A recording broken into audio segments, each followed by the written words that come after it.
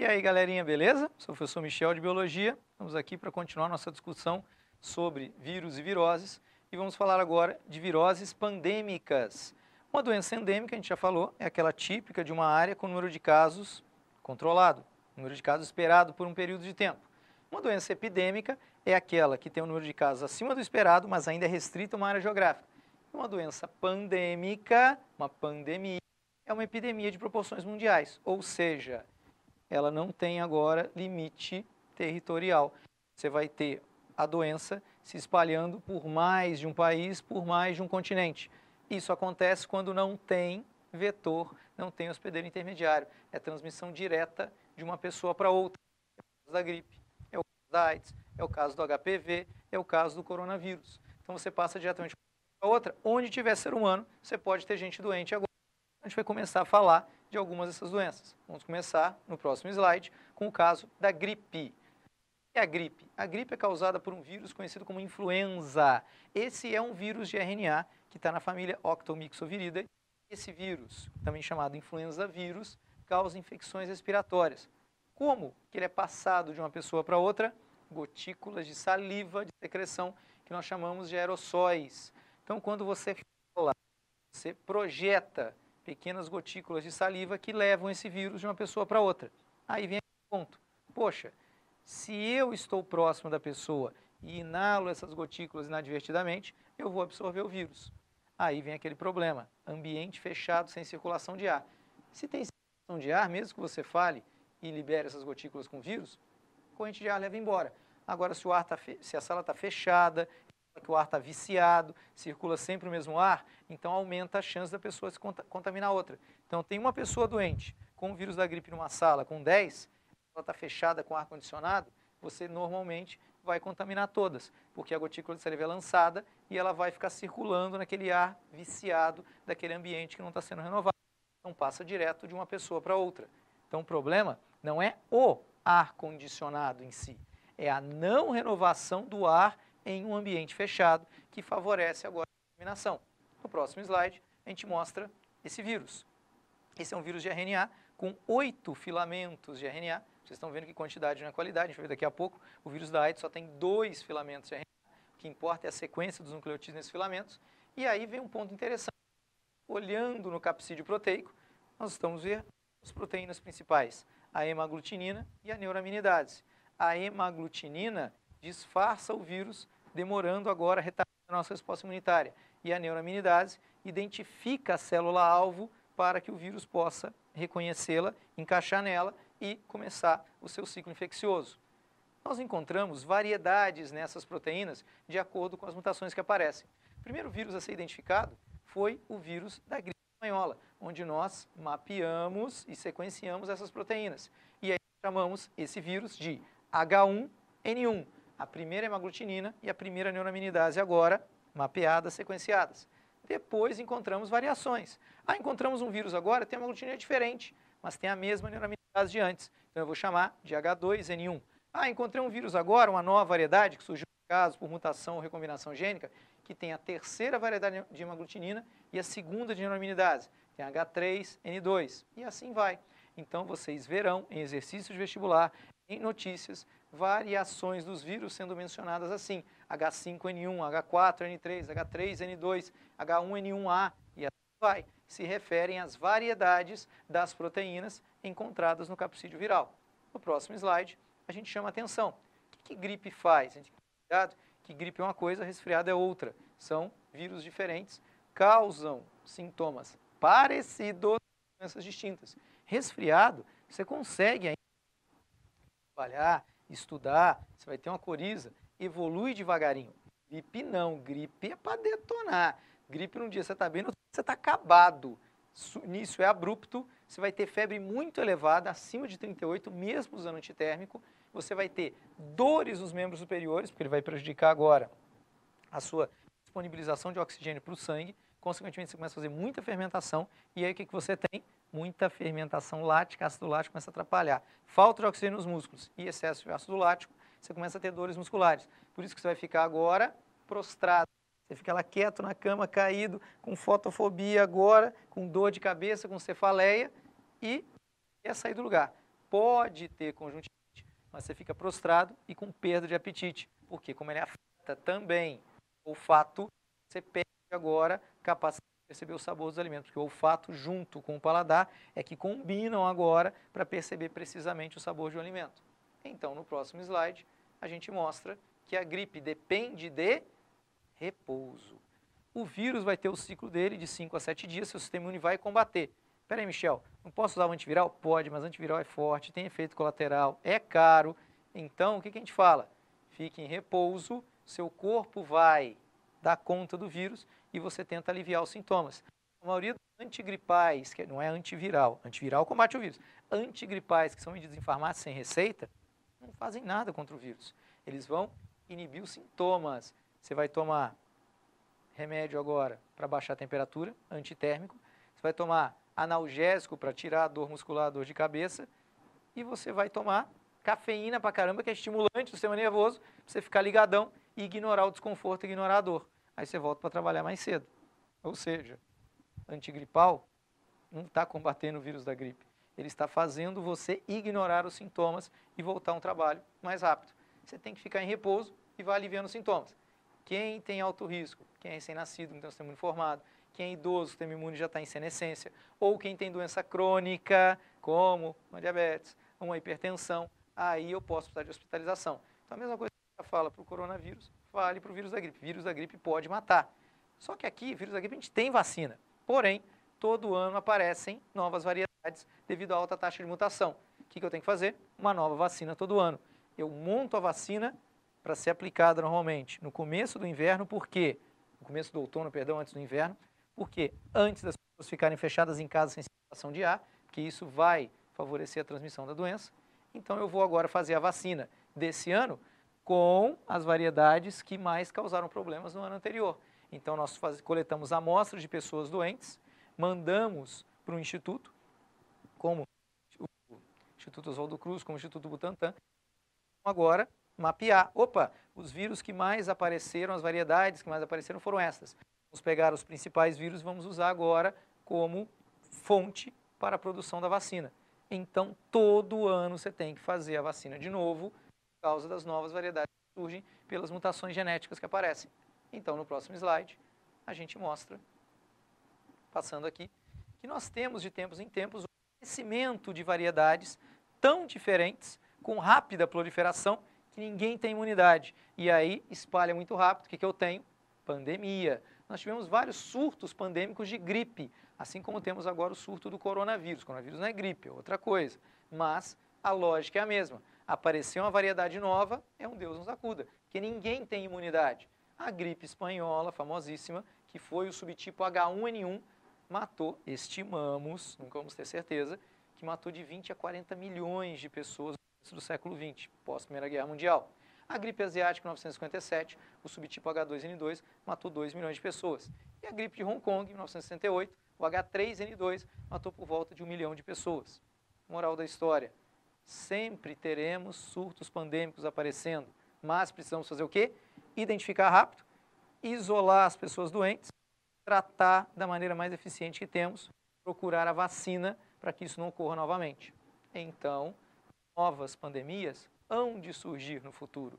Temos que manter o investimento em pesquisa, o investimento em vigília, para termos agora como responder de maneira eficaz o mais rápido possível.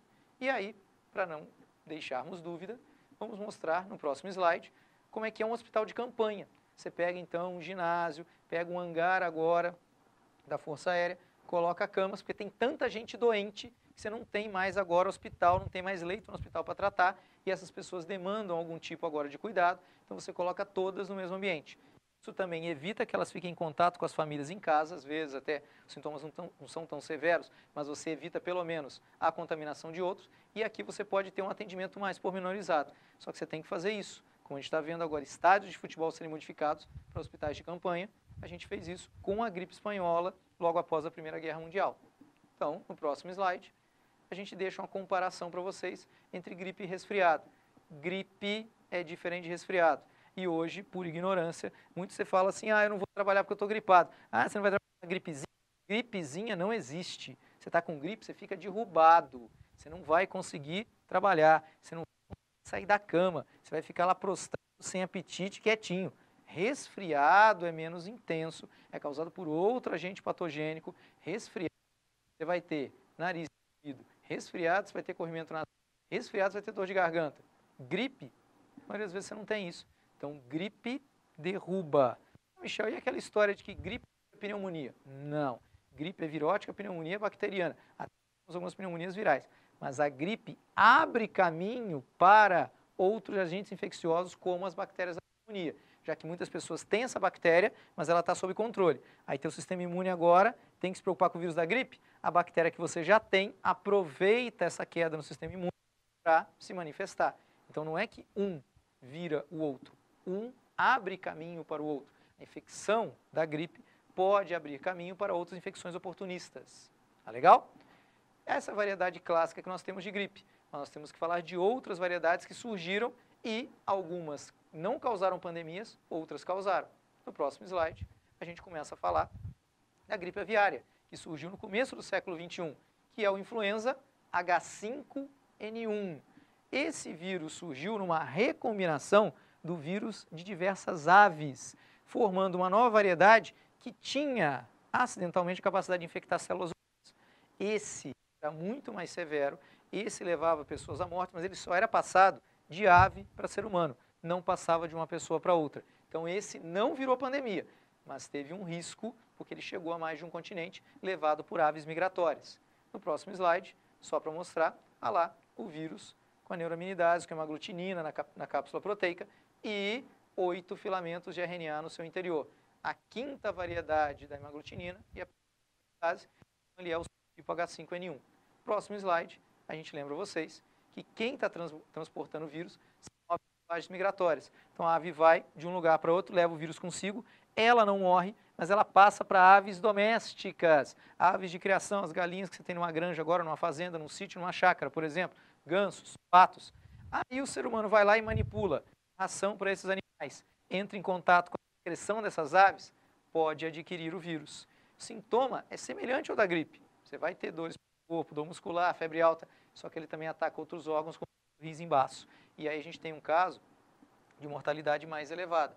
Só que por ignorância da população, por falta de conhecimento científico, na época, o consumo de derivados de aves caiu absurdamente. Porque a gente chamava de gripe aviária, não porque ela é transmitida pelo consumo de carne de frango, por exemplo, de ovos, pelo ser humano, mas porque ela se originou numa recombinação do vírus típico de várias espécies de aves, como a gente vai mostrar depois. Aí o consumo de carne de frango caiu, consumo de ovo caiu, granjas foram à falência. Por isso que a gente vai ver daqui a pouco a pandemia mesmo, que é a originada por recombinação do vírus da ave com um dos porcos, a gripe suína. Só pediu, pelo amor de Deus, não chama de gripe suína, senão as pessoas, por ignorância, não vão consumir carne de porco. Por isso que a gente vai chamar ela pela nomenclatura da hemaglutinina e da neuraminidase, que vai ser H1N1A. Mas vamos falar disso depois. Agora, no próximo slide, a gente mostra para vocês, passando aí, pode passar o próximo, lá a recombinação. Então a gente tinha vírus de espécies diferenciadas, por exemplo, o vírus da codorna, o vírus do ganso e o vírus do pato. Como eles convivem próximos agora, numa mesma fazenda, numa mesma granja, por exemplo, no mesmo sítio, aí eles compartilham agora a mesma ração, secreção de um entra em contato com o outro, vírus de um passa para o outro. Imagina agora, a mesma célula recebe 3 vírus. Cada vírus tem 8 filamentos de RNA, 3 vezes 8, 24. Na hora de montar o vírus novo lá dentro, eu pego 3 filamentos de um, 2 filamentos do outro, 3 filamentos do outro. Eu monto um novo vírus, por recombinação. Então não é apenas mutação. Teve mutação aqui? Teve. Mas também tivemos recombinação, quando uma mesma célula, um mesmo organismo, foi infectado por diferentes vírus. E esses vírus fizeram a montagem acidental de uma nova variedade. E esse vírus foi passado para outras aves domésticas e até os seus infecções severas. Como a gente vai ver no próximo slide. Se tivesse limitado só uma região, tudo bem. O problema é quando esse vírus surgiu na Ásia, aves silvestres, migratórias, pegaram o vírus, não desenvolveram a doença, mas foram para outras regiões. E aí lá pousavam, entravam em contato com aves domésticas e passavam para elas. E elas eram mais suscetíveis, passavam para o ser humano. Ali em vermelho, vocês veem países onde nós tivemos casos confirmados de gripe aviária. E em laranja, países que a gente teve que manter a vigília, porque estavam na rota de aves migratórias que poderiam levar o vírus agora. Vocês veem ali a disseminação da gripe aviária pelo Sudeste Asiático seguiu justamente o padrão das aves migratórias, lá da China para a Austrália. E no próximo slide, a gente mostra aqui 3 países do Sudeste Asiático, Vietnã, Tailândia e Camboja. Olha como é que não tinha nada no Camboja no começo, no Vietnã e na Tailândia tinha. De repente, lá em 2004, final de 2004, você vê que aparecem casos no Camboja. Por quê? Porque as aves migratórias conseguiram, ao longo desse ano, de 2003 para 2004, passar de um país para outro, levaram o vírus para lá e apareceram pessoas contaminadas. De novo, o contato do ser humano com animais silvestres e com animais domésticos, agora de criação, permite que ele tenha contato com as secreções e acaba agora adquirindo o vírus para si. Então, no próximo slide, a gente tem que lembrar sempre. Qual que é o tratamento? Agora eu não posso esperar o meu corpo combater. A gripe comum, o corpo até combate. Aqui não. A gente tem que usar antiviral, o Tamiflu. O Tamiflu inibe os receptores virais da cápsula proteica, impedindo que as células sejam infectadas. Só que o Tamiflu, até aqui, ele só era usado no hospital, porque ele tem alguns efeitos colaterais. Ele tem que ser usado, mas se a pessoa começa a ter um problema, eu tenho como atendê-la rapidamente no hospital. Aí vem o ponto. A gente vai ver que, neste caso, acabamos, quando encontrava um indivíduo doente, eliminava todos aqueles. Então, você tinha uma galinha agora doente que deu positivo para o exame do vírus. Você eliminava todas as aves da granja, o que causava um prejuízo muito grande. Por isso que algumas granjas também fecharam. Então, no próximo slide, a gente lembra que o convívio próximo de aves domésticas, no mesmo sítio, numa chácara, agora numa criação, facilita a transmissão. Infectada, você tem que exterminar todas. É o mesmo caso da febre aftosa. Tem um indivíduo contaminado, você elimina o rebanho inteiro para garantir que não vai ter agora a contaminação dos demais.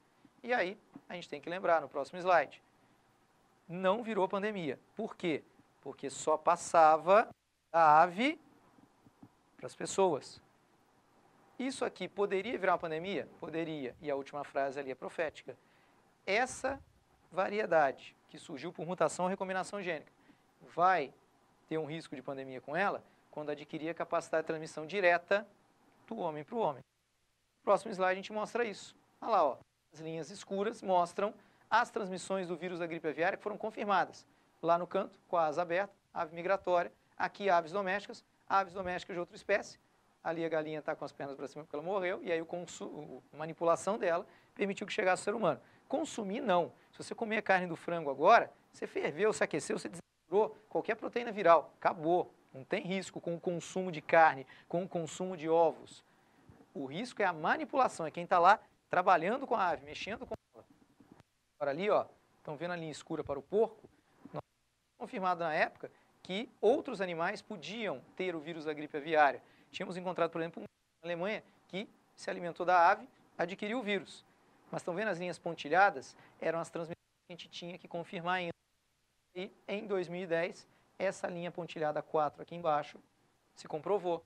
Uma recombinação do vírus aviário, suíno e humano em porcos chegou até o formou, no próximo slide, a gripe suína ou H1N1A. Começou a ser divulgado como gripe suína porque teve origem nos porcos a recombinação. A gente vai ver aqui que dos 8 filamentos de RNA, a maioria é de origem suína. O que houve? Nós tivemos, então, um problema. Para não afetar o consumo da carne de porco, dos derivados agora do porco, nós mudamos o nome, começamos a falar pela variedade de hemagglutinoamidase, H1N1A. É uma nova variedade que causa dificuldade respiratória, causa febre elevada, mas também causa náusea, vômito e diarreia. Próximo slide, a gente mostra como que aconteceu a recombinação, que é assortment em inglês. Convívio próximo desses animais permitiu que a variedade aviária, a variedade humana e a variedade suína se recombinassem no mesmo organismo. 3 vezes 8, 24 filamentos de RNA. Na hora de montar o vírus dentro da célula, eu monto um com 4 filamentos de um, 2 do outro e 2 do outro. Como a gente vai ver no próximo slide, aqui está o vírus da gripe aviária, amplamente estudado, com hemaglutinina, neuraminidase, HA, RNA, capsídeo proteico. E olha aqui os 8 filamentos conhecidos do vírus da gripe. A maioria dele, do vírus da gripe suína H1N1A, é de origem de gripe. Por isso que ele foi chamado inicialmente de gripe suína. Mas hoje nós referimos a ele como H1N1A. No próximo slide, a gente mostra que a gente já sabia disso faz tempo. Nós não sabemos exatamente o dia que vai começar, mas nós conseguimos prever o aparecimento de novas pandemias pela convergência de recombinações. Então lá vocês estão vendo, em verde, os 8 filamentos do vírus aviário, em verde, os 8 filamentos do vírus agora suíno, e em azul, os 8 filamentos do vírus H3N2, ano da gripe. O que nós encontramos ao longo dos anos, década de 70, década de 80, década de 90, encontramos indivíduos infectados com variedades recombinantes, mas eram 1, 2 indivíduos. Estão vendo que a linha vermelha vira laranja, a linha verde vira amarela? Mutação. Apareceu uma variedade nova, uma sequência de RNA nova. E aí nós chegamos em 2009, em abril de 2009, com a nova variedade resultante da convergência desses vírus para o mesmo organismo, tendo recombinação e as mutações que foram acontecendo ao tempo. Então, essa variedade nova consegue afetar outros órgãos, consegue reproduzir rapidamente e consegue ser transmitida, portanto, de uma pessoa para outra. Por isso, acaba causando agora um surto pandêmico com um grande número de pessoas infectadas. Em 2010, nós até retardamos o retorno das férias aqui no Brasil, justamente para evitar a aglomeração de pessoas, onde eu poderia ter agora a transmissão pelas gotículas, como a gente vai ver já já no outro slide. Pode passar.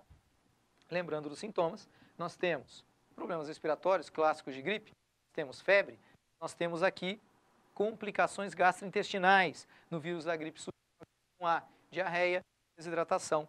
Então, a pessoa pode agora ter o seu quadro piorando rapidamente. Para idosos, para recém-nascidos, quem tem agora alguma doença crônica, isso aqui é muito perigoso. Então, próximo slide. A gente lembra que a transmissão é pelas gotículas. Você já está transmitindo antes de ter sintomas. Enquanto o coronavírus que a gente está falando tanto hoje, você demora 14 dias para manifestar, até para manifestar os sintomas, aqui você não vai demorar tanto. Você vai demorar uns 5 dias, em média 2. Mas antes de você manifestar, você está passando 2 dias antes dos sintomas. E mesmo quando você se cura, você ainda está transmitindo o vírus. 10 dias depois, após o término dos sintomas, você está falando, está passando o vírus para frente. E a gente volta rápido para o trabalho, né? Aí, o que a gente está fazendo? Está contaminando todo mundo ao redor. Próximo slide. Mostra um espirro simples, quantas gotículas de aerossol são liberadas, qual a área de alcance, e todas elas estão levando o vírus para frente. Uma pessoa que espirre, realmente, ela vai contaminar todo o ambiente. Por isso que a gente fala, cobrir o nariz quando vai agora, cobrir o rosto quando vai espirrar. Se não pode cobrir com a mão, cobrir agora com o braço, para evitar essa rápida infecção. E aí, no próximo slide, a gente lembra que cada gotícula dessas está levando o vírus influenza. Próximo slide. A gente lembra que o risco, e isso aqui vale também para o coronavírus, como nenhum ser humano foi exposto a esse vírus, ninguém tem imunidade, ninguém sabe produzir um anticorpo específico. Consequentemente, ainda tenho a rápida transmissão, tosse ou espirro, e com a facilidade de transporte que eu tenho hoje das pessoas pelo globo, devemos permanecer atentos, com vigília, com barreira sanitária em aeroporto, para evitar uma rápida dispersão dos vírus. Lá em 2009 e 2010, a gente vai ver no próximo slide, a gente teve uma pandemia, casos de gripe H1N1A por todo o planeta. E aí o número de casos, devo lembrá-los, são os oficiais, aqueles confirmados em laboratório. Mas muita gente teve a doença e não fez o teste, não fez o exame. Então os números devem ser, no mínimo, o triplo disso daqui, que a gente está vendo agora acontecer também com o coronavírus. E aí no próximo slide, a gente vê um tipo de questão agora que vocês podem encarar no vestibular. Isso aqui é um gráfico das pessoas gripadas, os casos de gripe no Reino Unido. Então está lá, Inglaterra, Escócia, País de Gales, Irlanda do Norte, e ali pontilhado, mesma época, olha ali, ó, novembro, dezembro, janeiro, fevereiro, o inverno no hemisfério norte, olha a linha pontilhada, compara com a linha rocheada. Olha como é que aumenta o número de casos de gripe de 2008 para 2009 na Inglaterra. Olha lá, na Irlanda do Norte. Espera aí, por que aumentou nesses meses o número de casos? Inverno no hemisfério norte, pessoas ficam fechadas no ambiente por causa do frio, facilita a transmissão. Você não vai deixar a casa aberta agora, com a janela aberta, para poder renovar o ar. Então, aumenta a chance de transmissão no inverno por causa da não renovação do ar do ambiente. Vejam vocês que na Irlanda do Norte, que é mais ao norte, é mais frio ainda no inverno, as pessoas vão ficar agora mais fechadas em ambientes para manter a temperatura, consequentemente, a transmissão maior ainda, o número de casos é bem maior. Tá legal? Vendo que o vírus da gripe aviária não era uma pandemia, mas o vírus da gripe suína se tornou uma pandemia pela rápida dispersão de uma pessoa para outra. Então, no próximo slide, a gente vê as consequências socioeconômicas da pandemia de influenza H1N1A, também valem para o coronavírus agora. A sobrecarga do serviço de saúde não tem condição de atender todo mundo, porque é muita gente doente, e a gente tem que agora tentar evitar a contaminação, e tenho que evitar o contato social das pessoas. Então, eu tenho que parar alguns setores do trabalho, escolas, algumas empresas, para evitar que apareçam pessoas doentes mais rápido do que o sistema de saúde dá conta. Então, no próximo slide, a gente fala das medidas profiláticas. Cobrir o nariz, as mãos, evitar contato de mão suja, aglomeração, manter o ambiente higienizado e não se automedicar. Qualquer reportagem que saia agora falando sobre um tratamento novo para gripe, sobre um tratamento novo para coronavírus, o pessoal vai lá e compra o medicamento para tomar sozinho. O que aconteceu nessa época de 2010? O Tamiflu, que é um antiviral que combate o vírus da gripe, que só era dado em hospitais, porque tem efeitos colaterais, foi liberado para venda.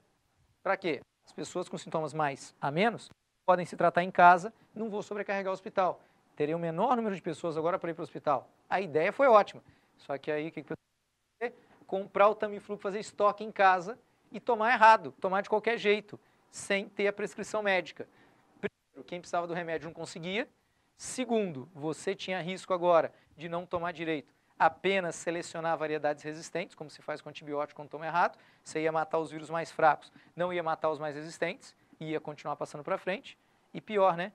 Ainda criou um ágio, vamos dizer assim, uma inflação inadequada sobre o medicamento que passou a ser vendido a um valor absurdo.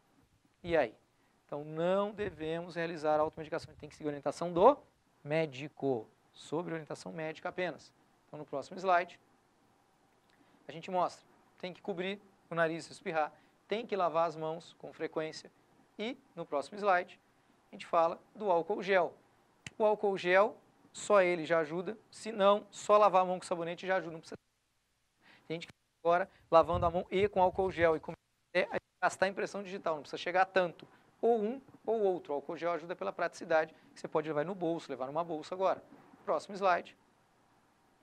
A gente tem que deixar um arejado e evitar aglomerações. Isso aqui, por exemplo, é um caso de um veículo sendo usado para transporte de pessoas. Olha como é que as pessoas ficam aglomeradas. E aí uma está contaminada, vai contaminar um monte ao redor.